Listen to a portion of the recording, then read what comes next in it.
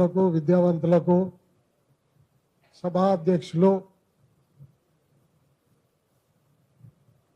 కంచైలే గారు, జేబీ రాజు గారు, నల్లమాస్ కృష్ణ గారు, మిత్రులందరూ, ఇక్కడ వచ్చినటువంటి గద్దర్ను జాతి పీతగా ప్రకటన చేయాలన్నటువంటి చర్చల్లో పాల్గొనడానికి వచ్చినటువంటి వాళ్ళకి అందరికి కూడా మీకు చేతులెత్తి నమస్కరిస్తూ నేను చెప్పేది ఏమంటే, ఫస్ట్ ఎవడు పెట్టినా పెట్టకపోయినా జాతి పీత మనం డిసైడ్ చేసుకోవాలా.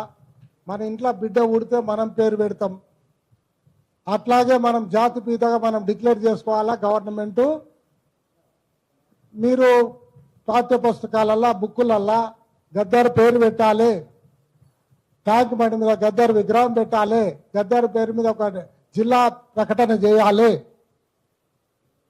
గద్దర్ను ఈ లైన్లో ఉంచవలసినటువంటి బాధ్యత తెలంగాణ ప్రజల మీద ఉంది అని చెప్పేసి మనం తెలంగాణ ప్రజలందరికీ చాటి చెప్పాల్సినటువంటి బాధ్యత మనందరి మీద ఉంది కాదా అని చెప్పేసి మనం గుర్తించాల్సిన అవసరం ఉంది. మరి గద్దర్కి ఎందుకు పెట్టాలి అనుకున్నప్పుడు గద్దర్కు ఉన్నటువంటి, ఇందాక కృష్ణన్న చెప్పినట్టు, గద్దర్కు ఉన్నటువంటి క్వాలిటీస్ ఏంది, గద్దర్ లోపల ఏ ప్రతిభ ఉంది, గద్దర్ ప్రజలనే ఎలా ఆర్గనైజేషన్ చేసిండు, పేద ప్రజలకు ఎలా అండగా నిలబడ్డాడు, వాళ్ళ ఆట పాటను ఏ విధంగా ఈ ప్రపంచానికి అర్థం చేసిండు అనేది ఫస్ట్గా మనం గుర్తించాల్సిన అవసరం ఉంది. ఈ రాష్ట్రంలో అనేక భూ పోరాటాలు జరిగినాయి, అనేక కుల పోరాటాలు జరిగినాయి, అనేక కార్మిక పోరాటాలు జరిగినాయి, అనేక ఉద్యమాలు జరిగినాయి. ఆ ఉద్యమాల ఎంబడంతా కూడా గద్దరు తిప్పుకొని ఉన్నాడు, గద్దరు చుట్టుకొని ఉన్నాడు. దాన్ని ఎక్కడ ఉద్యమం అని చేస్తున్నట్టు అక్కడ గద్దరు వదిలేపింది దాన్ని. ఎవరైనా ఉద్యమకారులను అరెస్ట్ చేసిండ్రు అని అంటే పోయి ధర్నాలు చేసిండు, ఎవరైనా చంపేసిండ్రు అని అంటే శవయాత్ర తీసిండు. ఆ ఉద్యమకారులు వాళ్ళ సంచులు నింపుకోవడానికో, వాళ్ళ కుటుంబాలు నింపుకోవడానికో, లేకుంటే వాళ్ళు డబ్బులు సంపాదించుకోవడానికో చేసిన ఉద్యమాలు కావాలి. ఈ దేశ సత్తు, ఈ సంపద అంతా ప్రజలది, ప్రజలకు అందరికి చెందాలి, నీ అప్పది కాదు అని ప్రశ్నించినటువంటి ఉద్యమకారులను, ప్రజా ఉద్యమకారులను, పత్రికా విలేకరులను అందరినీ కూడా హతమారుస్తున్నటువంటి సందర్భాలు అవి. నక్సలిజం ఎందుకు కొట్టుకొచ్చింది, ఉద్యమాలు ఎందుకు కొట్టుకొచ్చినాయి అనే కోణం మనం ఆలోచన చేసినప్పుడు గద్దర్ను జాతి పీతగా, తెలంగాణ లెజెండర్గా మనం గుర్తించాల్సినటువంటి అవసరం ఉంది. అందుకు విద్యార్థులు, కార్మికులు, కర్షకులు అందరి మీద బాధ్యత ఉందని చెప్పేసి గుర్తించాల్సిన అవసరం ఉంది. అటు పార్టీలు అది చేసుకోవాల్సిన అవసరం ఉంది. ఇలా ఎర్రజెండా అంటున్నారు, ఎర్రజెండా వాళ్ళు పోరాటాలు చేయొచ్చు, కానీ అగ్ర కుల రాజకీయాలు, కుల తత్వాన్ని అర్థం చేసుకోకుండా కూడా పార్టీలో కూడా డిస్కషన్ చేసి, మీరు ఒకసారి కారంచేడు ఇష్యూ చేసుకున్నప్పుడు కారంచేడులో భూస్వాములు ప్రజలను నరికినప్పుడు గద్దర్ పోయి ఒక పాట పాడింది. కారంచేడులో కలదొక్క పల్లె పేరు నా మాదిగ పల్లె, మాలా మాదిగ ఒడ్డెర జాతికి తల్లి లాంటిది. కమ్మ భూస్వాములు అంటే పార్టీలో చర్చ, కమ్మ భూస్వాములు ఎందుకన్నా భూస్వాములు అనాలని చెప్పేసి ఒక పార్టీల వాయిదా వచ్చింది. అంటే కులం ఉందో ఏం చెప్పిండు, ఎందుకంటే ఆయన కులాన్ని అనుమతించండి కాబట్టి ఆ పాయింట్ రేజ్ చేయగలరు.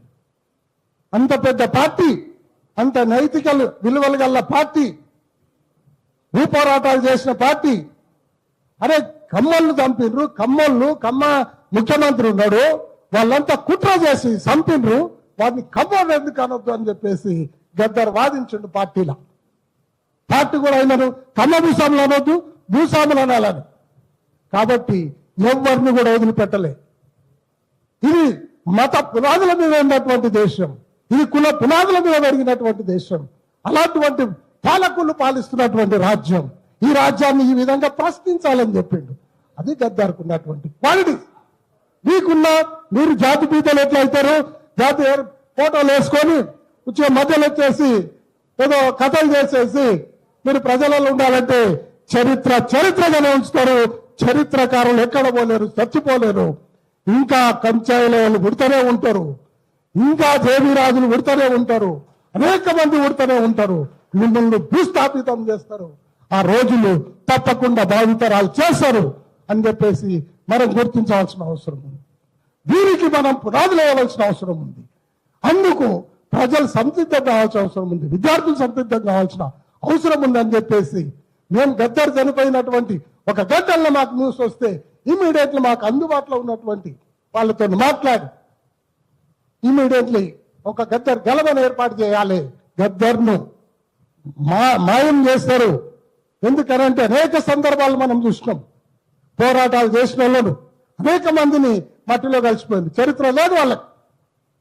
చరిత్ర లేకుండా చేస్తారని ఇమీడియట్లీ మేము ఏం చేసినాం కదంటే అక్కడ గద్దర్ గలం పెట్టి ఆ రోజులలో మనం ఒక్కసారి మనం వెనుక్కు తిరిగి చూసుకున్నట్టుంటే మరి జేబీ రాజు గారు లేకుంటే ఈ తెలంగాణలో అంబేద్కర్ విగ్రహాలే లేవు. అంటే ఎంత ఇబ్బంది పడుకుంటా, పోలీసులు ఎదుర్కొంటా, ఇటు భూస్వాములను ఎదుర్కొంటా, ఇటు కుల రక్కసులను ఎదుర్కొంటా, ఇటు మత పార్టీలను ఎదుర్కొంటా, ఎన్ని ఇబ్బందులు పడుకుంటా వాళ్ళు ఆ రోజులలో మెదిలింది అనేది మనం ఒకసారి నెమ్ములు వేసుకోవాలి. కాబట్టి మిత్రులారా, మరి ఈ యొక్క సమస్యలన్నింటినీ కూడా అన్నిటినీ కంచేలయ్యారు. ఆయన ప్రపంచ మేధావి, రచయిత, అన్ని భక్తులున్న వ్యక్తి. కాబట్టి ఆయన భుజాల మీద వేసుకొని ఆ విగ్రహాన్ని సహకరించి అక్కడ మాకంతా తోడుపాటై మాకు సజెషన్స్ ఇచ్చి మరి ముందుకు ఈ విధంగా పోవాలి, ఆయన అనుభవాలన్నీ మాతో షేర్ చేసుకొని అట్లున్నందుకు మరి రేపు తెల్లాపూర్లో అనుకుందామా, హైదరాబాద్లో అనుకుందామా, ఎక్కడైనా పెద్ద ఎత్తున రావాలి. పెద్ద ఎత్తున ఒక తీర్మానం చేసుకోవాలి. మనం ఏం తీర్మానం చేసుకోవాలంటే ముందుకు ఊరా గద్దర్ విగ్రహం పెట్టాలి. గద్దర్ పాటకు ఒక చరిత్ర ఉంది, ఒక్కొక్క పాటకు ఒక్కొక్క చరిత్ర ఉంది.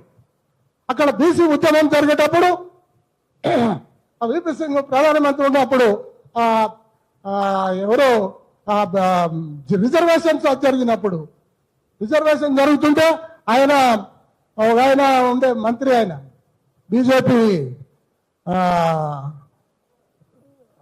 కాదు, ఆయన హరీష్ చౌదరిని చెప్పిండు. హరీష్ చౌదరిగా మా ఆకలి బాధ ఏమో తెలుసు, దక్కల కొడుక మా రెక్కల సలుపు ఏమి తెలుసు అని చెప్పి ప్రశ్న చేసిండు. బీసీ సమాజానికి అండగా నిలబడ్డాడు. హరీష్ చౌదరిగో మా ఆకలి బాధ ఏమి తెలుసు, దక్కల కొడుకో మా రెక్కల సలుపు ఏమి తెలుసు. ఆ విధంగా ప్రజలను మోటివేట్ చేసిండు, ప్రజలను జర్ చేసిండు. గద్దర్ మీద కాల్పులు కాదు. కాల్పులు ఎందుకు జరిపారంటే గద్దర్ సమర్థుడు. ప్రజలకు తెలంగాణ నినాదం ఎత్తుకున్నాడు అంటే ఊరూరా ప్రజలను రెచ్చగొట్టగలడు, లేపగలడు, కలబడగలడు, నిలబడగలడు అనేటటువంటి తత్వం ఈ పాలకులకు ఉండే కాబట్టి అరే ఇమ్మీడియట్లీ ఏమైతే ఆ రోజులు లొల్లైతే లొల్లే కానీ దీన్ని కథం పెట్టాలి రాను. ఆయన ఆరు గుండ్లు తగిన వ్యక్తి. మరి నేనైతే వినలేను, మరి చరిత్ర ఎక్కడ ఉందేమో నాకు తెలియదు. కానీ 6 గుడ్లు కలిగిన వ్యక్తి బతకడం అనేది నేను ఈ చరిత్రలో చూడలే, ఈ ప్రపంచంలో నేనైతే చూడలేదు. మరి అట్లా చరిత్ర ఏమైనా ఉందేమో కంచాలయ్య గారు చెప్పాలా. కాబట్టి అలాంటివంటి ఇంకా మనకు సర్వీస్ చేసి ఇంకా ఈ దేశానికి సర్వీస్ చేసినటువంటి అర్హత భగవంతుడు ఆయనకి ఇచ్చాడు. మరి ఆ విధంగా అక్కడి నుంచి ఒక నెల రోజుల లోపలనే అక్కడ భువనగిరిలో ఎప్పుడైతే మీటింగ్ పెట్టిందో బెల్లి లలిత వీళ్ళంతా కలిసి ఇమీడియట్లీ ఆయన మీద జరిగింది. ఆ రోజుల్లో గద్దర్ ఒక మాట చెప్పిండు. ఎన్టీ రామారావు గవర్నమెంట్ ఉన్నప్పుడు ఎన్టీ రామారావుని వాడగొట్టడం ఎవరి చేత కాదు, ఇక అది కాదు ఇది కాదు అన్ని చర్చ జరుగుతున్నాయి, పత్రికలన్నీ రాస్తున్నాయి. అక్కడ ఒక కమ్మైన పత్రిక, ఇక్కడ ఒక ఆయన కులానికో పత్రిక ఉంది కదా, అన్ని రాస్తున్న సందర్భంలో గద్దర్ ఒక డిక్లరేషన్ చేసిండు. నాకు పర్మిషన్ ఇవ్వను, దీని కథ ఎంతో చూస్తా అన్నాడు. దీని గవర్నమెంట్ని వడగొట్టకపోతే కావాలని అన్నాడు. అలాంటివంటి వర్తున్న వ్యక్తి, అలాంటివంటి శక్తి సామర్థ్యాలు ఉన్నటువంటి వ్యక్తి, ఆ వ్యక్తి ఈ తెలంగాణకు తండ్రి ఎట్లా కాడు అని చెప్పేసి మనం అడగాల్సిన అవసరం ఉంది. మన మీద బాధ్యత ఉంది. మన మీద బాధ్యత లేకపోతే మనకు లైఫ్కు అర్థం లేదు. నేను అదే తెల్లాపూర్లో ప్రజలకు చెప్పిన, అయ్యా మనం ఈ గ్రామంలో గద్దర్ విగ్రహం పెట్టకపోతే మన లైఫ్ అర్థం లేదు. కాబట్టి మీరు ఎవరు రూపాయి ఇచ్చినా ఇవ్వకపోయినా నా సొంత డబ్బు పెడతా, గద్దర్ విగ్రహాన్ని నిలబెడతా అని చెప్పేసి ఇంకా 4 గ్రామాలకు పెడతా, ప్రతి జిల్లాకు పెడతా, నా సామర్థ్యం ఎంత ఉంటే అంత పని చేస్తా అని చెప్పేసి అందరి యువకులకు ఆనాడు నేను మాట చెప్పాను, నాకు వీలైనంత వరకు. కాబట్టి మిత్రులారా, మీరందరూ విద్యార్థులు, నేనేం చదువుకోలే, నాకు ఉన్నటువంటి పరిజ్ఞానంలో నాకు తెలిసినటువంటి పద్ధతుల్లో నేను పని చేసుకుంటా పోతా. వీలైనంత వరకు మీరందరూ కూడా అండగా ఉంది. మీరంతా ఒక డిజైన్ చేయండి, ఆ డిజైన్ ప్రకారం మోదాం, గ్రామాన గద్దర్ విగ్రహాలు పెడదాం, గ్రామాన గద్దర్ మా తండ్రి అని చెప్పుకుందాం, మా వారసుడు అని చెప్పుకుందాం. అంత పని చేసిండు. ఆయన చరిత్ర గిట తీసుకుంటే ఈ లొక్కడి మీద డిబేట్ పెట్టమని చూద్దాం. కాబట్టి మిత్రులారా, మీ అందరికీ కాలతీతం అయిపోయింది, లంచ్ టైం అయింది. కాబట్టి మరి మీరందరూ కూడా ఈ గద్దర్ ఈ ప్రోగ్రాంకి వచ్చినందుకు మరి అందరినీ ఆశీర్వదించి మీరు ఈ ప్రోగ్రాం సక్సెస్ చేయాల్సిందిగా కోరుతూ సెలవు తీసుకుంటాం. మిత్రులారా.